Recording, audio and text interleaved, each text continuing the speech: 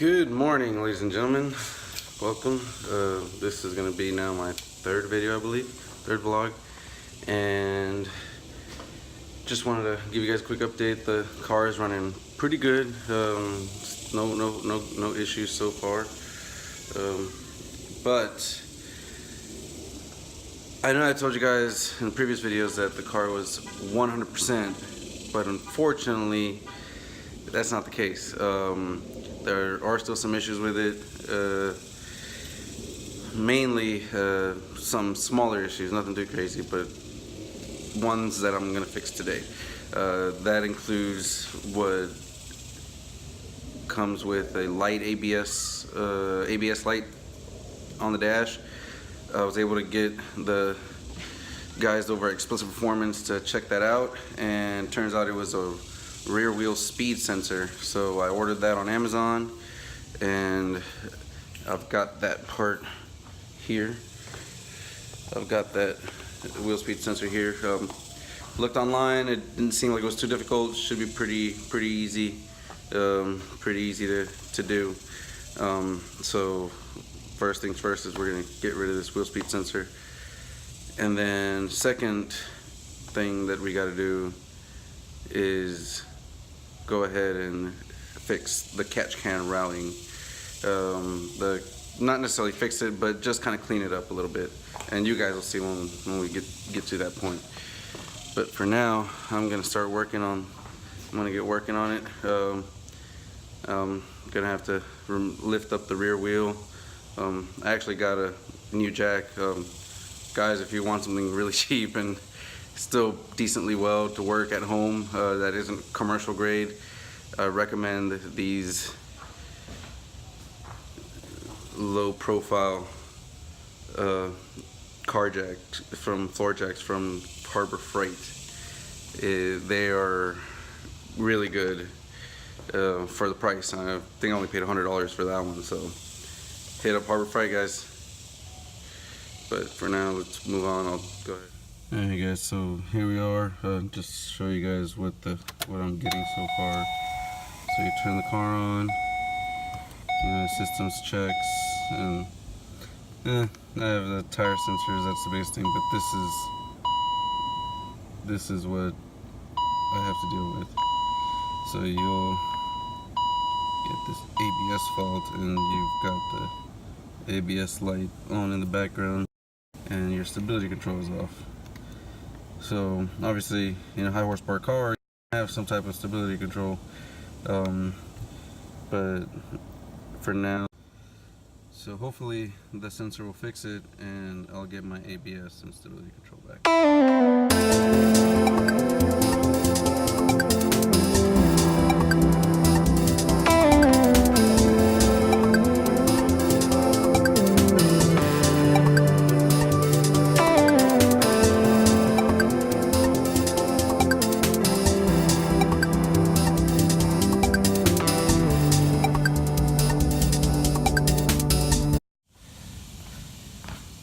Alright guys, so this little thing is what hopefully messed up my ABS. So I've got the replacement here, and hopefully this will clear up my issue. So you guys can see, brand new one, dirty one. Fingers crossed. Now, we just replaced it. I'm gonna put the wheel back on, probably go take a drive, see if this thing doesn't have any more ABS lights going on. I've also already checked the harness, the wiring harness. These Pontiac G8s actually are very notorious for having issues with the harnesses breaking or the wires breaking. So that's already been checked, everything looks good. So if all else fails, the next thing to do is try and put this sensor back, because obviously if the light is still on, that means the sensor is good. And go to the left side and change out the left rear wheel speed sensor. One thing that has apparently been known is that these cars tended to have readings reversed when it came to the codes for some reason. But hopefully we don't have to do this job twice. But anyways, this is done. Put the wheel back on. Alright guys, so now we're back down in the car.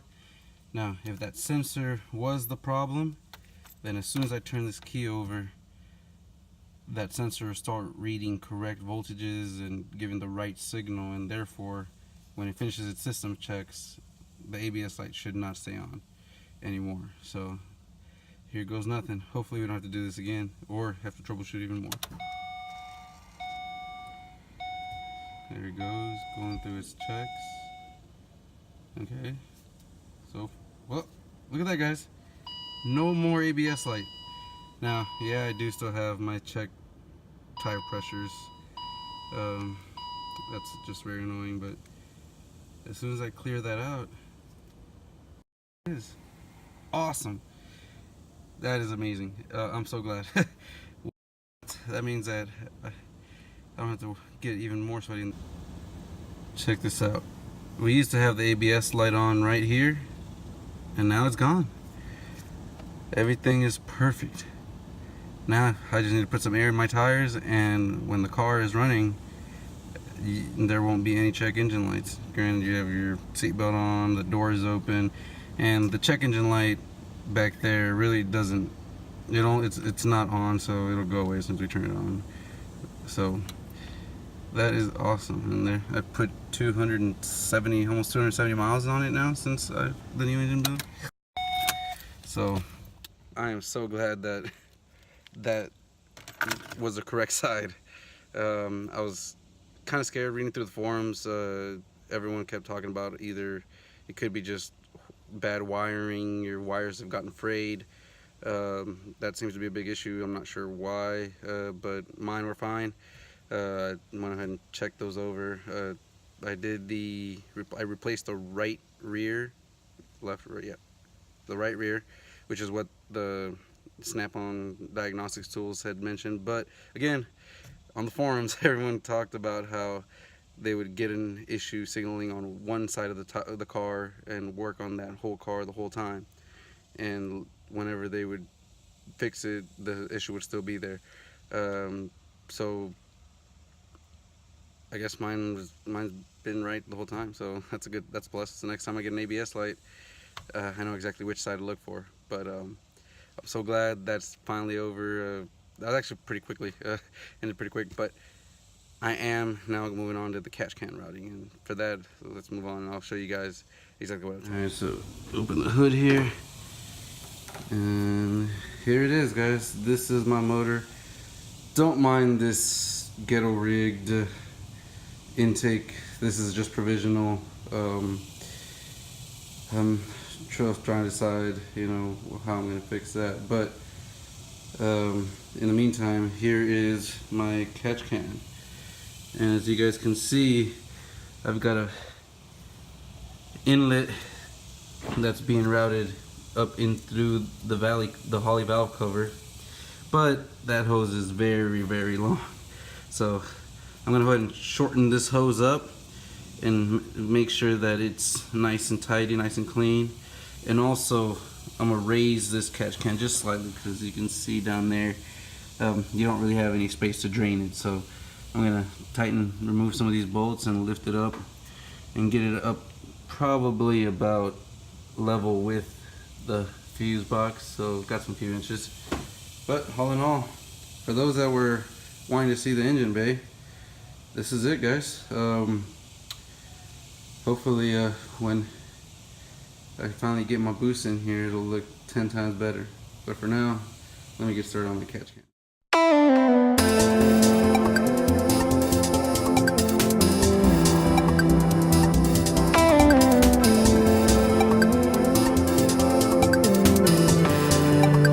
Alright, here we go. I kind of adjusted things a little. Now we actually have some more space here in this area. I was able to move these out a little bit. And now I cut the hose and I rerouted it back through the back in just a nice little loop and into the catch can. Looks a lot cleaner. And that is it for today, guys. Whew, man, that is it for today, guys. This Texas heat is no joke, and inside this garage that has no windows, no nothing. Gotta take a break. But pretty successful overall. The wheel speed, ABS sensors were fixed. I'm so glad that was an easy fix and didn't take too long. The catch can routing was fixed, and I think the next videos are going to be a lot more exciting. I'm actually going to be changing up these wheels. Now these are amazing wheels, great quality, CCW SP 500s. It's got 19 by 9.5 in the front, 19 by 11 inch in the rear, and I've got some nice meaty 305s. These are great. They look amazing, but with the plans that I have for this car, they're not going to be able to do. And here's a hint to what kind of wheels I'm going to be trying to get. I need fatter tires in the back, because 19-inch wheels don't allow you to do too good of a fat tire in the rear. So I need some fatter tires to get more grip. But that, and what do you guys think? Comment down below, let me know. Do you like these wheels? Would you say just, you know, don't worry about hooking and being able to put the power and just keep these wheels for looks? Or would you guys rather have something that will be more functional? Let me know in the comments below, and until next time, guys, for the meantime, I'm gonna try to stay out of this heat, and hope you guys do too.